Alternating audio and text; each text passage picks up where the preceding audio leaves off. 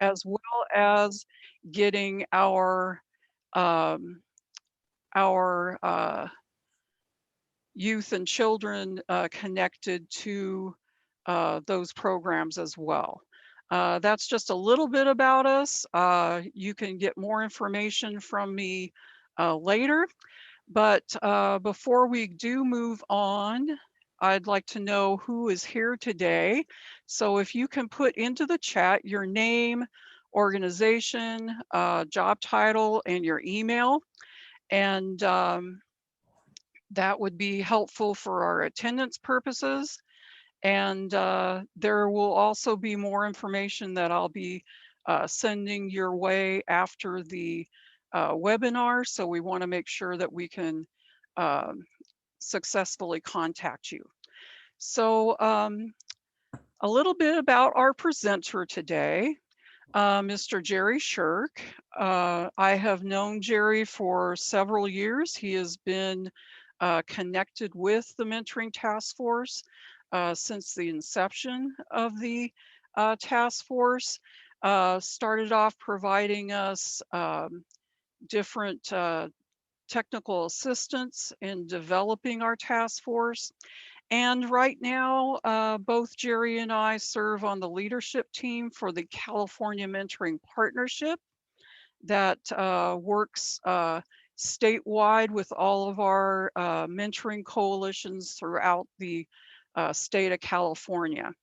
So I'm going to let Jerry uh, give you some more information about him and his background.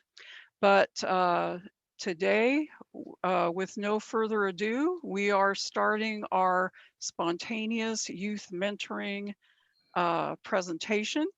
So Jerry, take it away. Okay, thanks, Doreen. And it's been a pleasure working with you. And I can't recall how long ago it was. It might have been 10 years ago when another consultant and I, Dusty Ann North, helped the folks there at the Mentoring Task Force to kind of brainstorm, develop what they were going, some of their strategies for helping the county. And I know Doreen and her crew have really taken it to a greater extent, dividing the county into 4 parts because you are the biggest geographical county in the United States, and really doing a good job with connecting with everybody. So it's a pleasure working with Doreen again. And I live down in Encinitas. I'm a former school counselor.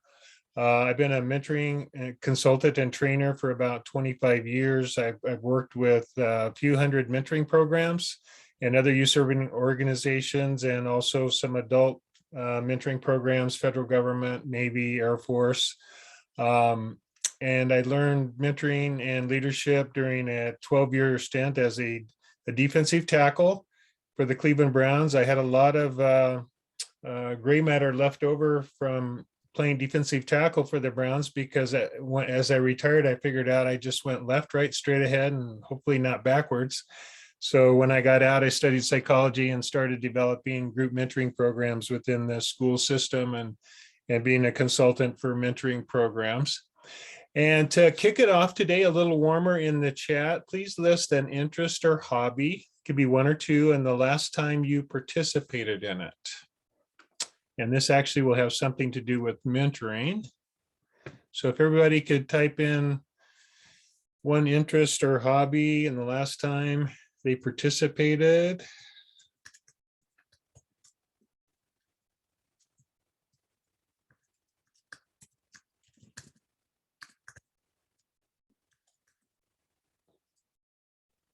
Yvonne and I are on the same page, because I try to walk every day, and I usually make it about at least 6 days a week. Listening to audiobooks, that's something I do also. Mountain biking, Lily, running.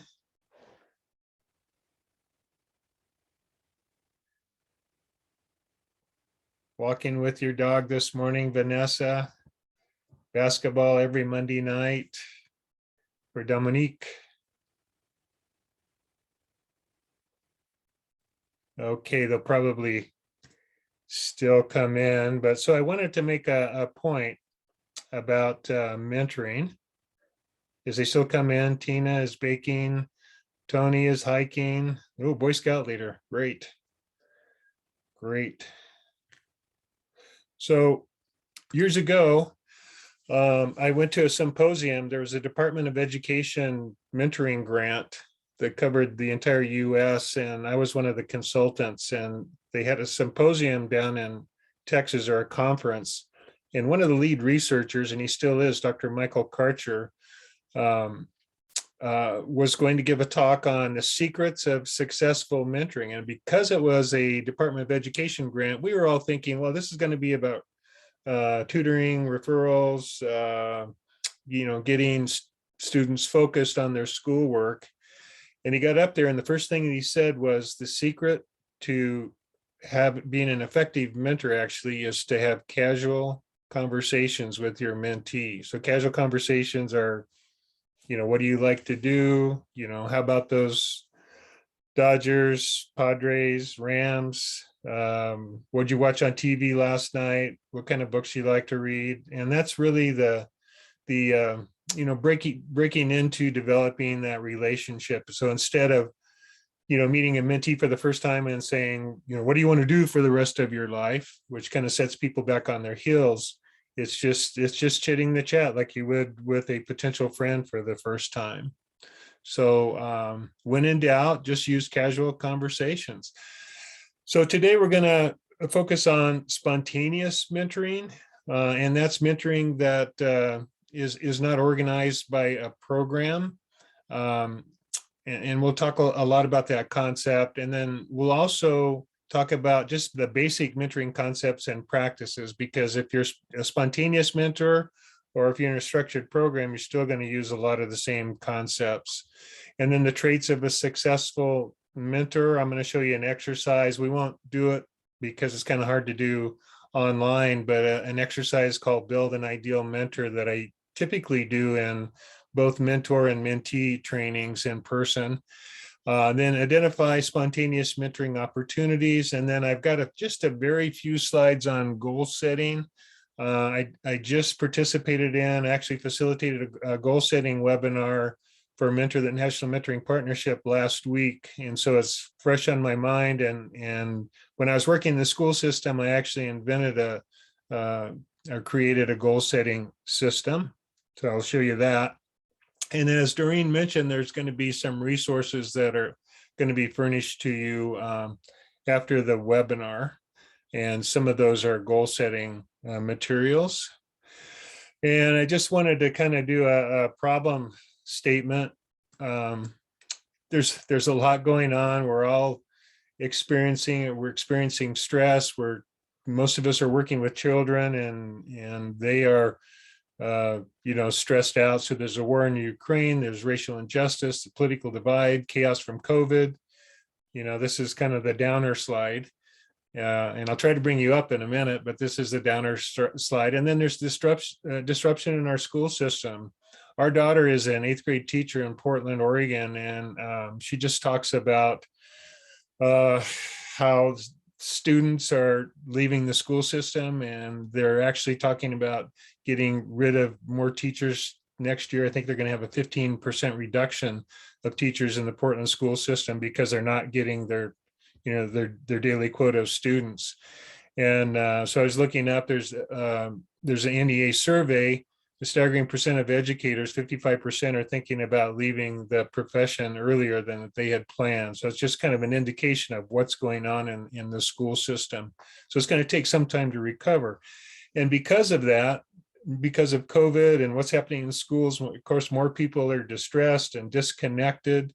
And then there's lack of healthcare and mental health services for youth. There's a lot more youth that could use counseling service than there is the availability for counseling services. So that's where mentoring steps in, and this idea of spontaneous mentoring, which doesn't take a program.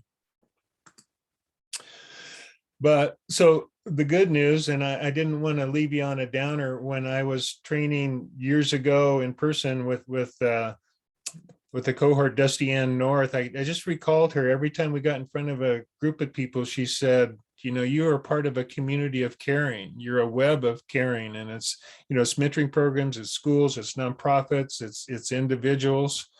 And so each organization and each person is doing their part to just try to lift these young people up. And I want to thank you for that, and want to urge you to not be if you're in the school system, not be the 55% that is thinking about dropping out, to actually drop out, but to try to hang in there.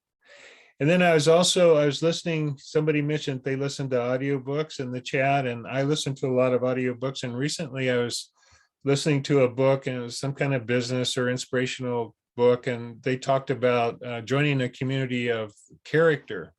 And I thought, well, I'm already in a community of character. I work with people that work with young people. And I thought about this over the years. And as we all know, youth work doesn't typically result in, a big bank account, but it is a calling. It's something that a lot of us can't leave, because we know that it's kind of our calling, our destiny to work with young people. And what I do know is, although you can't, I feel, and I used to be a counselor, and when I was at first a counselor, if I had a positive result working with somebody, I'd reach around and pat myself on the back and say, boy, Jerry, you're the greatest. And I realized that you really can't do that, because you don't know really what's going to happen to the person, and the next day they've got their life to live. But having been in the business for over 25 years, I think it can lead to a slow, positive personal transformation. So I know that me being in youth mentoring for all these years, for instance, makes a better me than if I was doing something else where I was just focused on making money. Okay, so today we're going to be weaving various concepts back and forth, and spontaneous mentoring is mentoring. So we're going to talk about mentoring concepts. And as it says, there's a dictionary definition: is a mentor is a wise and trusted friend, somebody that puts out the effort to guide a less experienced person. Importantly, good mentors are always other focused. So it's not what you get out of it. If you're thinking about what you're getting out of it, the feelings of satisfaction, although you will get those, if you're counting on those, you're probably not doing a good job as a mentor. And then one thing that I like to think about, I actually heard an author talk about this maybe 20 years ago. He had written a book about mentoring and mythology, and his name was Philip Cousineau. And he said that mentor and mental have the same root word, and it comes from the word mind. And what he said is the mentor is the mind maker, and that this is really a core concept of mentoring. Is mentors help mentees to make up their minds. They kind of facilitate that, but they don't make up their minds for them. In other words, if you're a mentor, you don't tell the mentee what to do. Mentoring is all about creating agency, or helping the young person create agency, autonomy, grasping their own power. And whereas in another role, a teacher or a parent, sometimes you're telling young people what to do. As a mentor, you're more like asking questions, and what do you think you should do, and helping them, make good decisions. Any questions so far? Okay. So just some basic mentoring attitudes and approaches, and a little bit about the research. And this group, Public-Private Ventures from Philadelphia in 1995, they did a study, and they asked a really good question: what makes for a successful mentor? And they interviewed mostly Big Brothers and Big Sisters programs. They interviewed mentees. They interviewed but basically mentees and parents. And what they found was, and a lot of the mentoring research comes back to common sense, as does mentoring practices, successful mentors focus on developing the relationships. So they're focused on developing a relationship of trust and respect.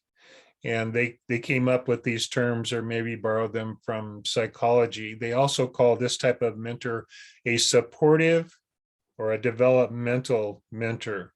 A mentor is totally concerned with the growth and the development of the young person. Okay.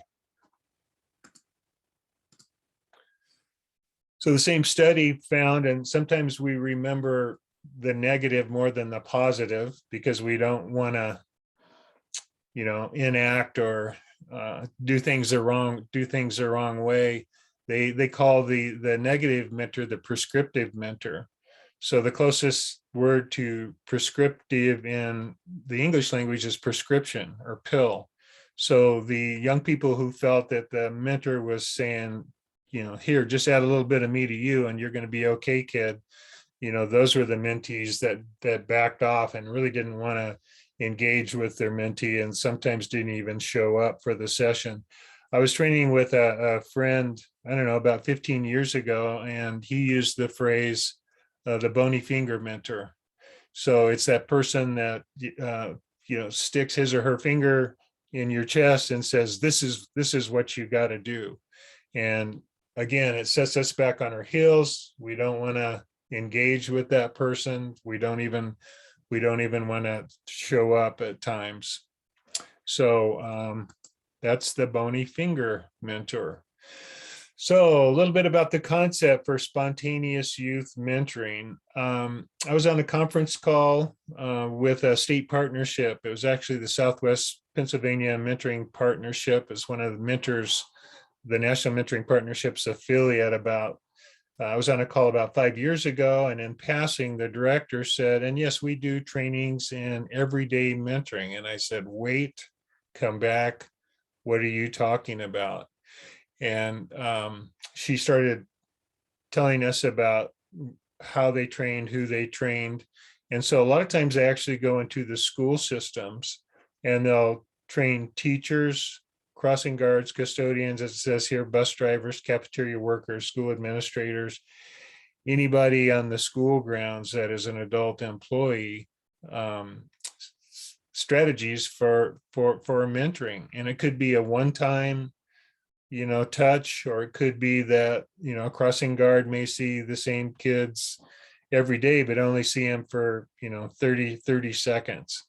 And so I actually, a few years ago, right after that, I brought it to California. I didn't want to call it everyday mentoring. It wasn't copyrighted or anything like that. But, I'll put the call out there right now. If you can think of a good name, please let us know, because we're still trying to develop language around this. So some of the language I've actually seen in adult mentoring, where it's brief mentoring, is like mentoring in the moment, everyday mentoring, spontaneous mentoring, instant mentoring. So if you can think of a name, that would be great, or we can just continue to use spontaneous mentoring. It's a little long. I would love something shorter.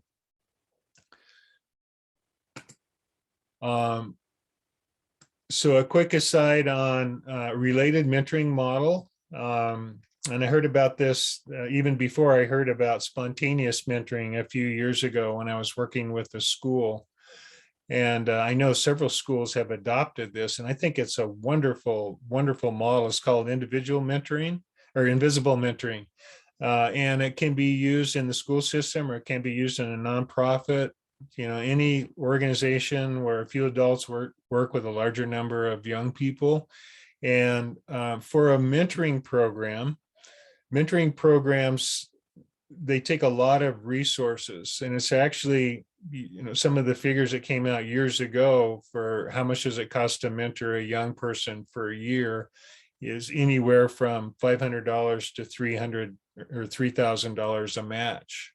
And the higher risk youth, the more it costs a program because there's more turnover and it's harder to recruit mentors and so forth.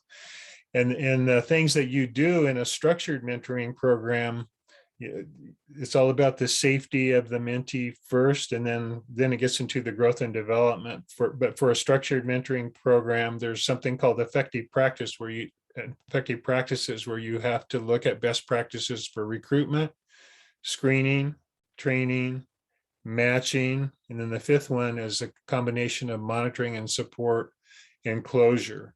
So with invisible mentoring, and then we'll talk more about spontaneous mentoring, there's really no cost at all. So invisible mentoring, a school or youth serving organization identifies some youth that maybe are underserved, or they could be a little bit depressed, or they could be newer if it's a school, the new students at a school. And each adult is assigned to somewhere around 4 youth. And then all you have to do as that invisible mentor is find that youth at least once a month, walking the grounds or walking the halls, and go up to them and ask them, how they're doing, and try to get to know their interest, and, smile, and like this lady's doing, give them a high five. And I can imagine being a fourth grader, fifth grader, sixth grader, just a young person, and having some teacher just looking me in the eye from across the hall and coming up and go, Jerry, how are you doing? How's that football spiral, or whatever it is. And so, as it says here, each adult mentor is asked to connect with their assigned youth at least once a week, to greet them, to smile, to ask how things are. So that the only cost is just a little bit of time and effort from the adults, but there's no additional safety measures. There's no contacting the parents or anything, because you're just basically greeting the person, saying hi, and doing that positive interaction with them. So Galaxy, the phone, says multi mentors would be a good shorter name. I will consider that. Multi mentors. Okay. So a little bit more on spontaneous mentoring. Again, it's also called everyday mentoring. It's the use of mentoring techniques even though you're not in a structured mentoring relationship with a mentee.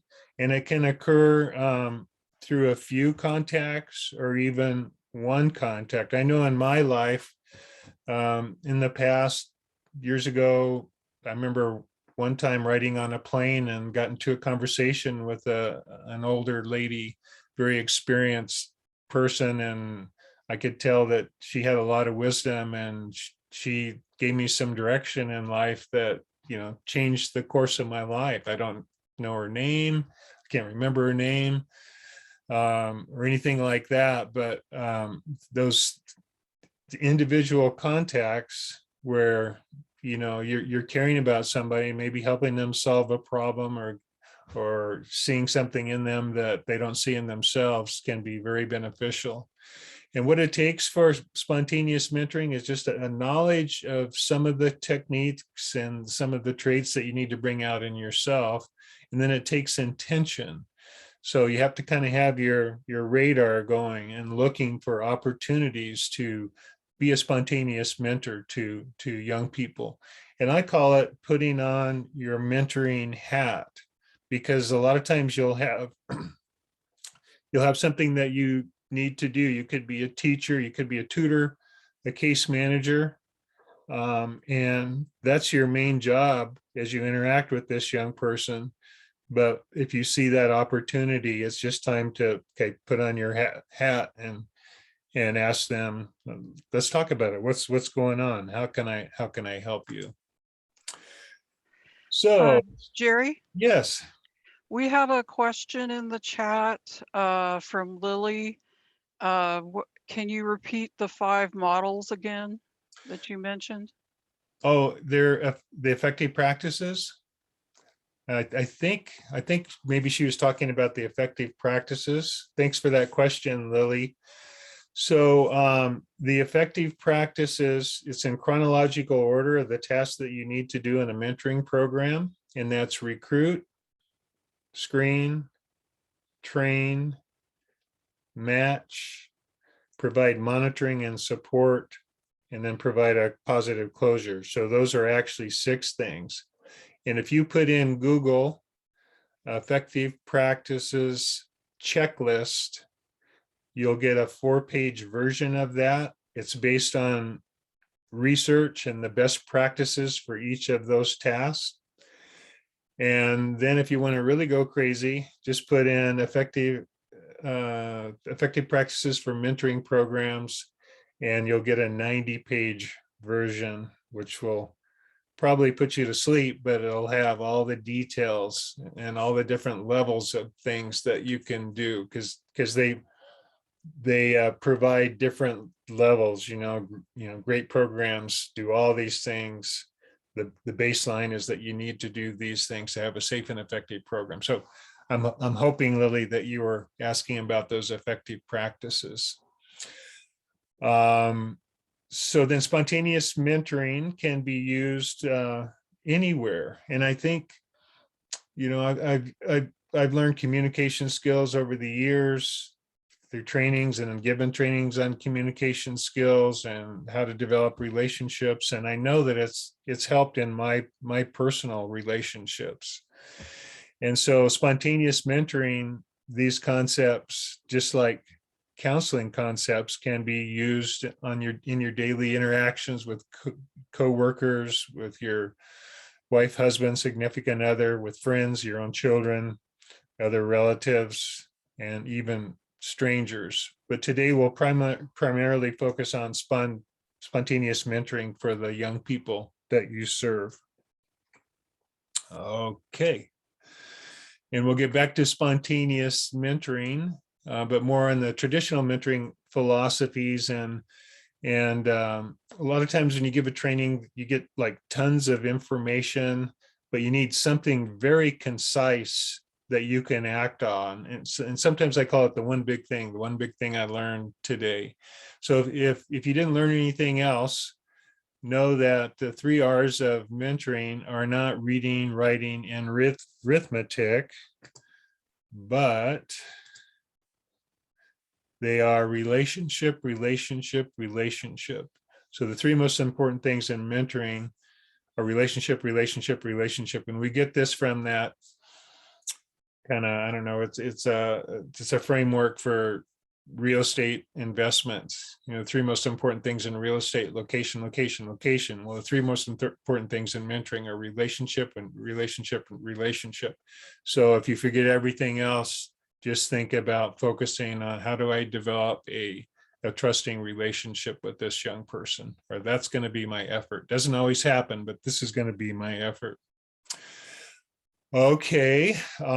When we do trainings in person, we usually break people up into groups and ask them to think about somebody that mentored them, and what was it that they gave you as a mentor.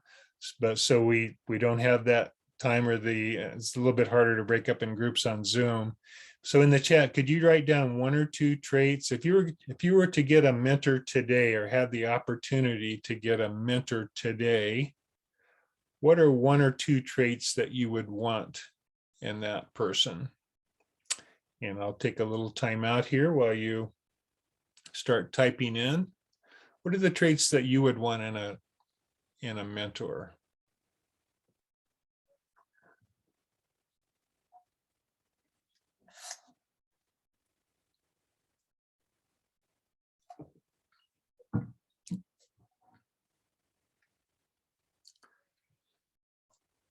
Lily says compassion and direct openness. Good. Tony, optimistic. Kennedy, supportive and passionate. Yvonne, sense of humor, honesty, attentive. These are great. Positive, enthusiastic, honest, says Jennifer.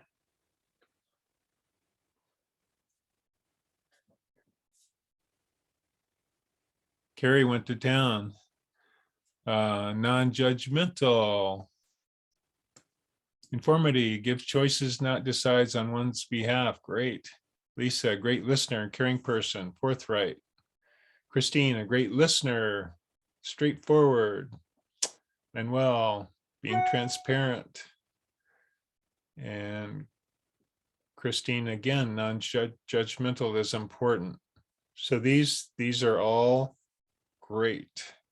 These are all the positive traits of mentors. And so I'll tell you about another exercise that we did, and I'll tie it into what you just chatted in the chat. So when we're in person, I almost always do this exercise, and I train both mentors and mentees. Almost always do them separately, and do more mentor trainings than mentee trainings. And I'll add this exercise to the handouts that Doreen will send out, because it's a fun exercise. It's easy to do. The people are almost always kind of delighted and engaged when they do it. So my instructions will be longer that I send out. And by the way, you can do this for trying to get the traits of ideal mentors, or you could do it with adults, with ideal adult workers, ideal teachers. I've done it with groups of student athletes. What is an ideal leader? But more than not, I've done build an ideal mentor. So the instructions are, and we're not going to do this today, that you'll break up into groups of 5 or so, and I'll hand each group a piece of poster board and then multiple thick markers. We'll ask someone to draw an outline of an individual on the poster board, kind of like on the screen there. And then the directions are, using colored markers, each person draw the symbol or trait or quality of a good mentor at the part of the body where that trait might originate. And I usually give the example because people usually don't come up with this, and I don't want to say a trait that they're going to come up with before it comes to their mind. So I'll say, if a mentor is well traveled, what might you put around their feet? And so some people say shoes with wings. You could put a suitcase. You could put steps, a trail, a path, a road, airplane tickets. And so I've actually done this exercise a few hundred times, and I'll tell you the results of it. Well, actually, I think I show you. This is what the exercise looks like. I believe this was a training in Bakersfield about 8 years or so with a nonprofit group called Garden Pathways, and they really had a lot of fun with it, as their faces show. And so this is what a drawing looks like. Most drawings actually have more symbols than words. And I'll put this out there. You don't have to write in the chat, but can you guess what the 2 most common traits that show up, whether mentors or mentees, are? And it's actually heart and ears. So over hundreds of times with mentors and mentees, over 90% of the time, the traits include the heart, and it's usually the heart is number 1. And sometimes, especially with young people, they'll almost fight over, they'll go for the red marker, and the first person will run up there and draw a heart. They want a mentor with a heart. And then it's usually the second or third or fourth person will draw ears for listening. So after about a year or so doing this exercise, I thought, why these 2? And I thought, well, the heart and the ears are connected. And I actually went to Google and I looked up the Chinese character for listening, and it had both the heart and the ears. I think it had 4 symbols. It had the heart, the ears, the eyes, which I think are connected to the heart and the ears, and then the whole person, listening with the whole person. So if you're in doubt, first of all, relationship, and then think about the heart, which is kindness, which is focusing on the other, is making that person important. And then the ears, which is wondering what's going on, how can I help, those sorts of things. And I think in a lot of your responses, even like Lisa says, compassionate, well, that's heart. Somebody else said kindness, that's heart. Empathy is heart. So those are the major traits, whether you're doing spontaneous mentoring or mentoring in the moment or multi-mentoring. or if you've got a relationship over time. And so mentors are heart-centered, they're focused on the other, they're all ears, they're alert for opportunities to see something good in others that they don't see, to encourage other people, the young people, to guide and help them problem solve, and to model kindness and caring. I always think that one of the biggest parts of mentoring is not even the part where you say anything to a young person, it's just how you enter a room, how you greet other people, the respect that you have for others. So for instance, would be that if you're wanting your young person that you're working with to understand how to greet another person, you could say, well, look them in the eye, try to remember their name, shake their hand, those types of things, and that works. But the mentee would probably get it even at a deeper level if you greeted another adult or even another young person with that respect and using those traits of remembering names and so forth. Okay, so I want to say too that each mentor is unique, so it's really up to you to decide what mentoring traits that you will lead with. And I found this recently. It was a mentor, cloud or bubble. And so what I found a lot of the times is that if you think back for people that mentored you and what you got from them, typically you will mentor others in the same way. So for me, and I have a background in sports, I wasn't confident when I was starting out in sports. I didn't believe in myself. I didn't know what traits I had. And I had a couple mentors, and one especially, who saw something in me that I didn't see in myself, that gave me confidence. So I realized after a few years working with young people that I'm drawn to people that don't have confidence, that have talents that they haven't identified themselves. So a lot of times we mentor others in the way that have mentored us, or I should say, or sometimes we mentor young people and try to give them something that we didn't get.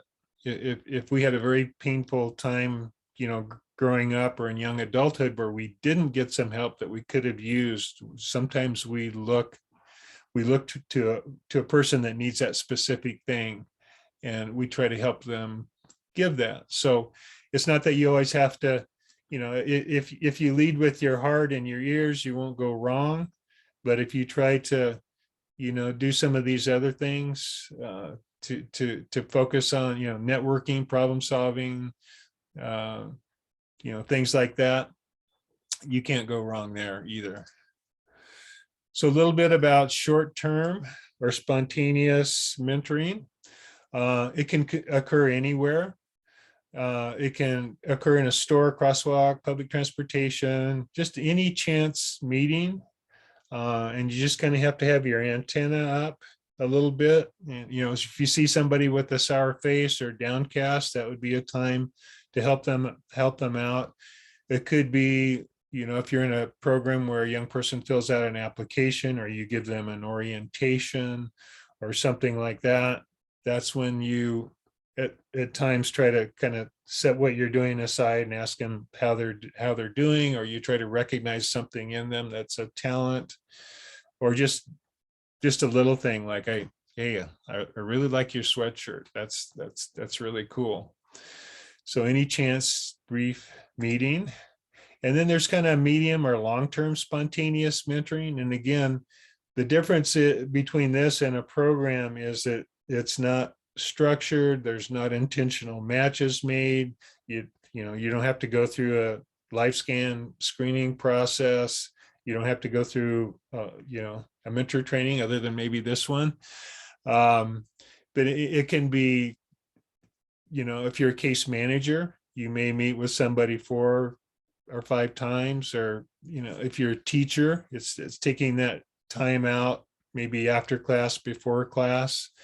If you're a tutor, it's a time that you put down the homework for a moment and put on your mentoring hat. And I did a little work here getting found the best mentoring hat I could find. There's not a lot of them on the internet. And then I put a little heart in the middle to remind people to lead with their heart, and then a couple of ears. But it can also be you as an employer, listening to what's going on with your employees, or if you have interns, or you supervising matches in a mentoring program. If you're a program coordinator in a mentoring program, you don't typically see each mentee once a week, but you may connect with them, once a month on the phone. And that's the time to put on your mentoring hat, so that we can get an idea of where folks might be doing their spontaneous mentoring.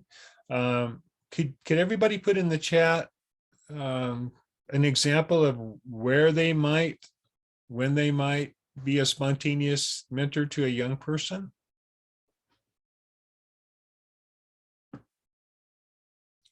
And we'll wait a second.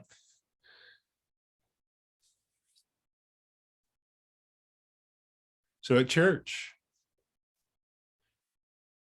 in the car, taking your daughter and her friend to school, right? School, home, community, hospital, on field trip, great one. You're riding in a car with a bunch of kids. At home with your foster youth, great. These are all great.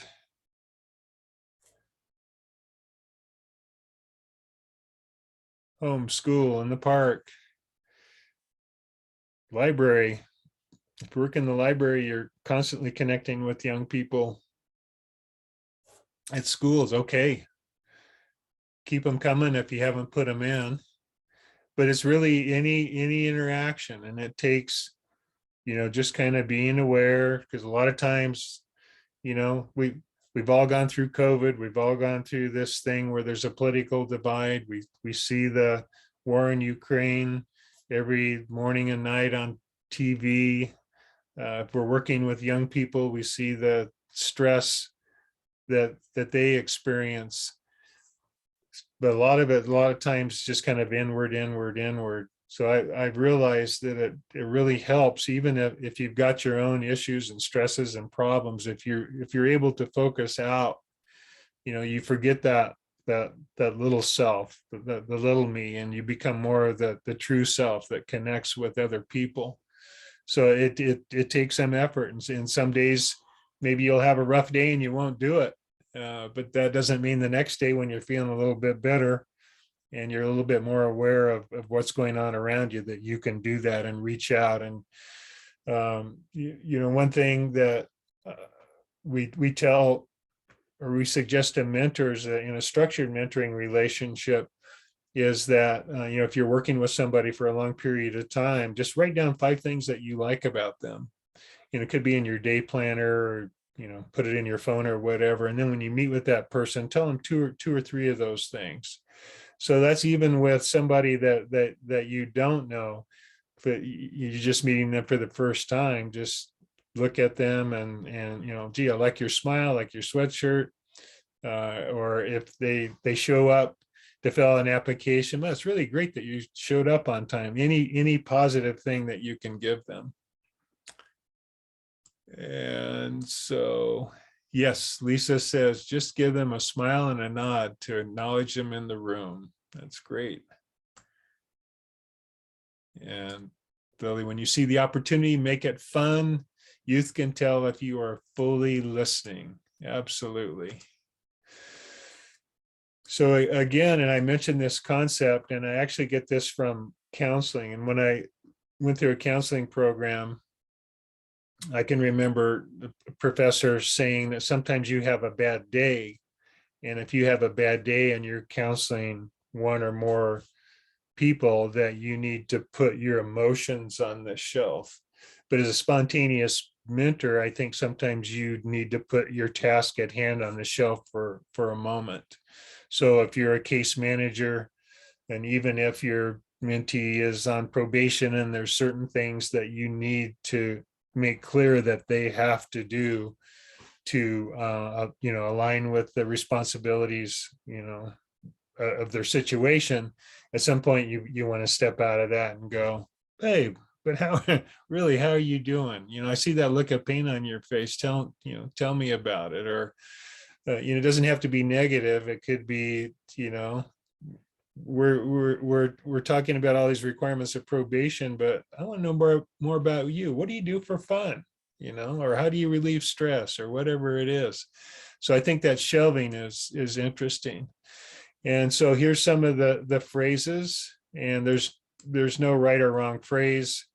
It's just a way to shift, to shelve what you're doing and shift. Let's set this aside for a moment. I'd like to hear what's going on with you. And then this is a big one, to empathize. Wow. Sounds like you're having a tough time. If they're telling you a story about how difficult things are. And it doesn't necessarily mean you have to figure it out for them or jump in there and say, well, have you tried this or that? It's just that they want to know that you are feeling a little bit of what they're feeling, or a little bit about what they're feeling. And years ago, I worked with a psychologist, and he was really good at this. And we worked in group therapy with middle school and high school students. And somebody would be telling a story, and he'd just go, wow, sounds like you're having a tough time. And the young person would kind of just recognize that somebody was empathizing with them, and they really liked it. So in other words, I want to know how you feel about your situation. And it seems like you are interested in, whatever the fill in the blank. Let's talk about how you can accomplish that. So I think that's a really good mentoring strategy, especially if you've got an ongoing relationship with a young person, is to find out what they like or love. And they can't always come up with it, but a lot of times they can, and then help them to achieve it, especially if it's a healthy goal. And I actually got this concept years ago when I was studying psychology. There was a professor, and when you go through a psychology program, you're required to also go through counseling.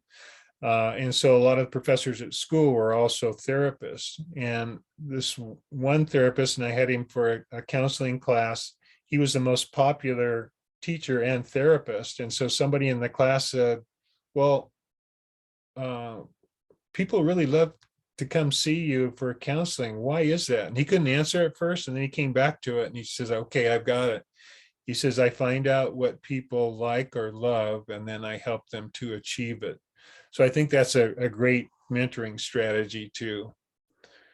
And it doesn't actually have to be reasonable. When I was doing counseling, a lot of times, like in middle school or high school, young person might be 4 foot something or barely 5 foot, and a couple of them, really wanted to play in the NBA. And I didn't say, no, you're not going to play in the NBA. But we talked about, the strategies and the practice involved and everything. And I'm sure they're not in the NBA, but they probably use those strategies to do something else positive. And we won't spend a lot of time on this, but I'll send it along with the handouts. I think of it as the cost benefit problem solving model. Sometimes I think of it as a 3-step problem solving model. So when you're helping young people make decisions, or even to settle on a goal that they might want to do, first of all, you want to just get them talking. So if it's a problem, what's up? Tell me more. And then there's no right question, but the goal is just to get them talking so that it come out of their mouth and into their ears, and they can hear themselves giving themselves suggestions. And one of them will light in their brain, hopefully, and it will be a good one. So whatever questions that you can come up with, and it could be anybody you've known, number 2, have you ever encountered a similar situation, or anybody that was in a similar situation? What did you do? What did they do? And then when the timing is right, what might you do in this situation? So this is, helping mentees make up their minds and not making up their minds for them. So it's going to be their solution, not your solution. So if they have a healthy solution, you affirm. If somebody is, like this happened a lot when I was doing counseling. A young man, middle school student would get in trouble for hitting his sister because his sister was bugging him when he was trying to do homework. And if he said, well, I shouldn't hit her in the arm, I should hit her in the stomach, and then she would quit bothering me. And so that's an unhealthy solution. And so I wouldn't say, oh, you can't do that. But I say you could do that, but what might happen? And well, I get grounded, I might hurt her, I don't want to hurt her. But if they have a healthy solution, put a sign on the door, count to 10, tell mom, and she'll call off the dogs. And so, yeah, sounds good to me. And so for the last part, for the unhealthy solution, you could do that, but what might happen? You're helping them weigh both the cost and the benefits. And sometimes it takes a little while. It's a little bit of an art to do this. And all you have to do is not perfect it, but just kind of lean in this direction. And just remember that you're not telling young people what to do, but you're asking them questions. Okay. And again, I mentioned this, there's no right or wrong question. The goal is just to get young people to talk. And if they come up with something positive, you affirm. If they come up with something negative or unhealthy, you can even talk about, well, that may make you feel good in the moment, but in the long run, what might happen? And that allows them to go back and reprocess that and maybe come up with a better solution. So I'll send this problem solving model along with the handouts. And then I've got 2 or 3 slides on goal setting, and our time is just really good. I think we have till 15 after the hour, but we'll probably finish up a little bit before that. And this is actually from a slide that we did for the National Mentoring Partnership last week. And this is Dr. Ed Bauer's slide. He's done a lot of research on goal setting. And so what he said was, it's one of the most important activities you can engage with your mentee. Of course, it's going to be usually a longer relationship than just meeting a mentee once or twice. So it also helps mentees to when you do this, help mentees set their goals. It strengthens your relationships and gives meaning and life, meaning and direction to life. And so for me, and this is one of the handouts that I'll send along, there are exercises that lead up to goal setting. They can be done individually. Specifically, this one can be done individually or with groups. It's just that you print this out, and again, it'll be included with the handout with instructions. The instructions are actually from group, but you can extrapolate, figure out how to do it individually. And you give each person this kind of charcoal reproduction of a tree with colored pencils and pens, and then you ask them, and you can change this key, ground, what is your foundation, whatever that means to you, what nourishes you, for the roots. And so a lot of times the young people will do stuff like my religion, my family, sports, music.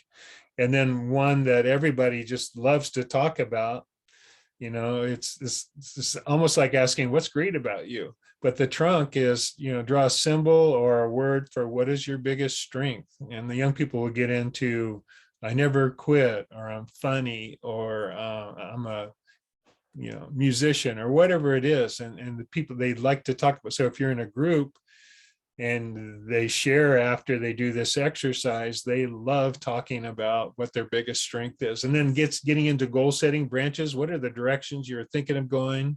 Interests, possible goals. And then if you're working with a young person, you can actually then help them select one of those goals. And then I'll show you a couple of ways to kind of break those goals down. And then the leaves, what do you do for fun or to relieve stress? And I want to say that these simple types of exercises, if you're working with young people, and a lot of times counselors or psychologists will do similar exercises, you can see their psyches and what's going on with them almost immediately. So for an example, years ago, I did this exercise with a group of foster youth that were transitioning transition age youth up in Los Angeles, and there were 7 of them. And one of the young men, unprompted, drew pictures of apples in the tree and then kind of deteriorating apples on the ground. And he put names on each apple. And so when we went around, we asked him, well, what are these apples? And he said, the apples in the trees are the friends that are good influences that I need to keep. The apples on the ground are the people that keep getting me in trouble, and I need to leave them behind. So that's actually pretty powerful. And then a lot of people work with SMART goals. Now, SMART goals is actually probably the most used model for academics and business. If you put in goal setting in Google, SMART goals will come up most of the time. I'm not including the instructions for SMART goals because they're all over the internet, but it's really about how to choose a goal, and that's to be specific. And so an example is somebody has a goal of being a better student. Well, what does that mean? Well, their grades are going to get better, but so just being a better student, let's focus on a class. So are you having trouble in a class? Yeah, I'm having trouble with history. Well, what are you getting? I'm getting a D. Well, do you think that you might, target a C? So that's being specific, measurable, achievable, realistic, and then timely actually means a time frame. So it's a good way to evaluate the goal, but not actually how to walk through the steps of getting a goal. So years ago, I was actually studying something called the hero's journey, and I was doing some research on how former athletes could make the difficult move from sports to regular life. And I made a more complicated model based on the hero's journey, but then I simplified it and I used it in the school system for years. So it's actually a step-by-step model. So the challenge, C could be actually your calling, or it could be the challenge or goal. H is hurdles, what's stopping you. A is achievement, what will you get or feel, which is actually very important. So if somebody says, I want to graduate from high school, and you do this goal setting model, you can ask them, how will it feel to be putting on your mortarboard and walking up and getting your diploma in front of your parents, and things like that. Mentor fits in with mentoring programs, who might help you. As far as mentor, it doesn't specifically need to be a person, although it helps to imagine that it is a person, but I think of mentor as the knowledge. So you could be mentored by a book or a movie or a person or a number of people. And then P is the plan. What are the 1 to 4 steps you need to take to achieve the plan? And so I will include that in the handouts. I think the instructions are for group, but you can also do them, one-on-one.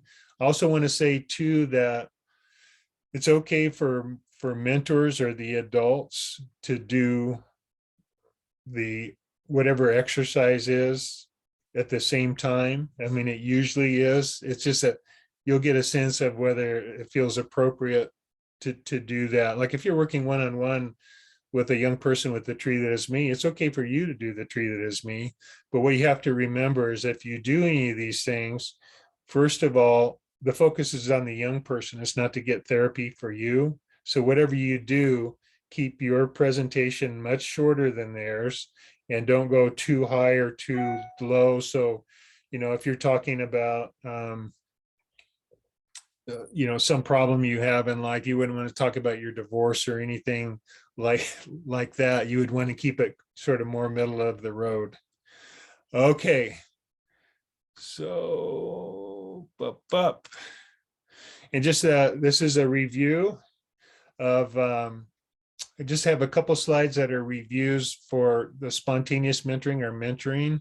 And it's really all about the little things that you can do, what you perceive to be the almost small and insignificant acts, remembering a child's name, a greeting, a smile, asking how they are, finding out their interests can be huge to a young person. And just like Lisa said, Lisa it nailed it. And Lisa, you could have written this slide. Just give them a smile and a nod to acknowledge them in the room. Just let them know that you see them and you're glad that they're there.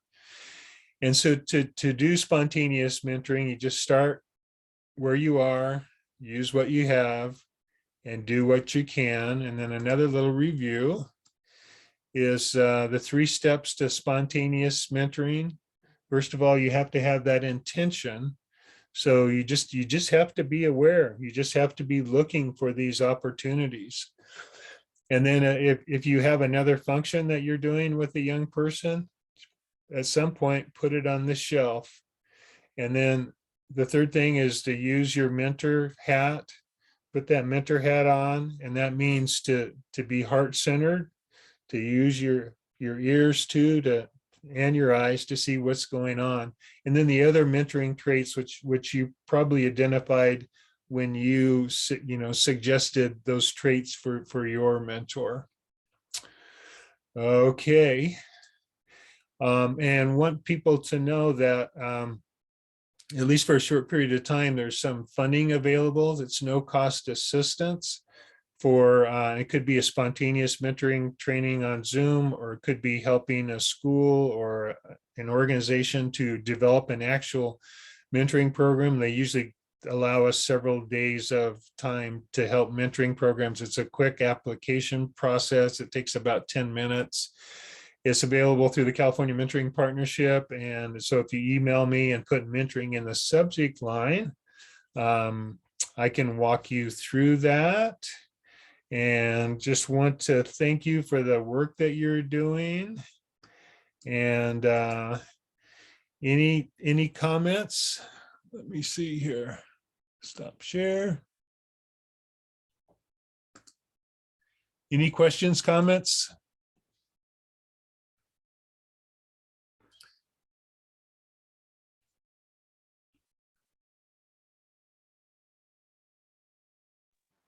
Somebody says, how do you avoid coming off as creepy? What are some of the questions you should avoid? When or how do you back away?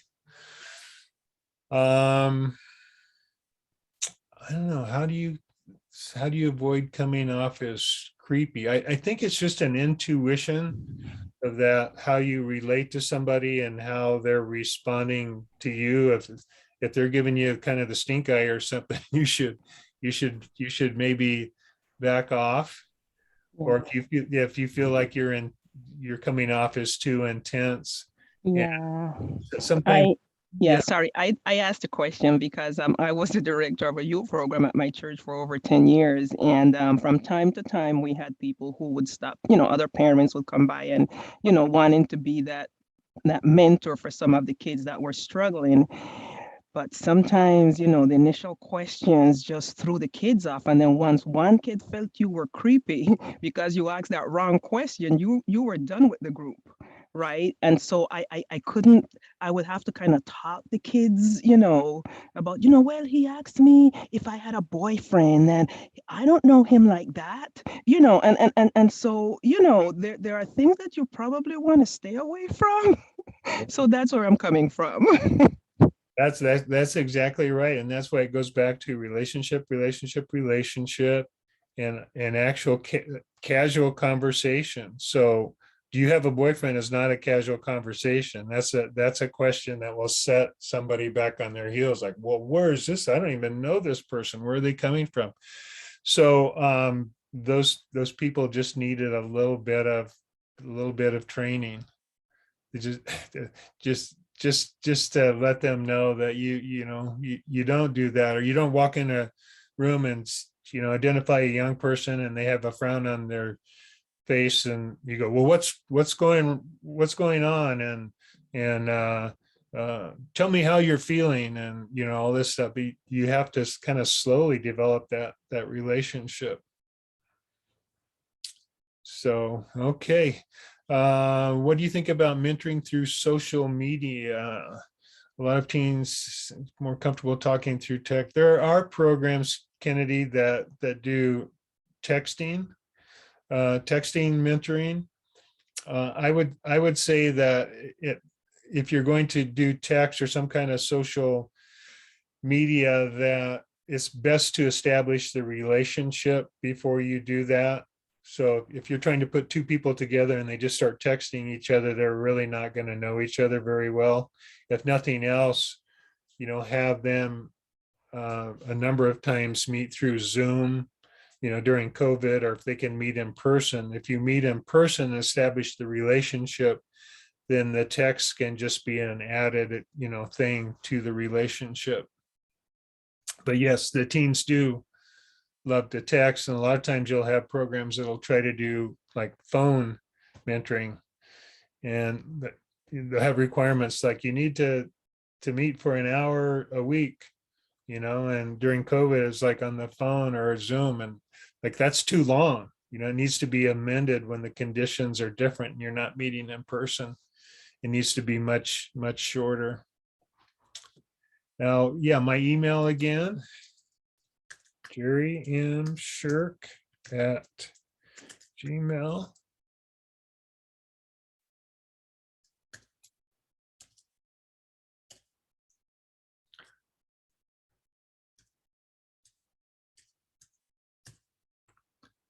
That's it. So thanks, everybody. And thanks for putting this on, Doreen. Really appreciate your efforts.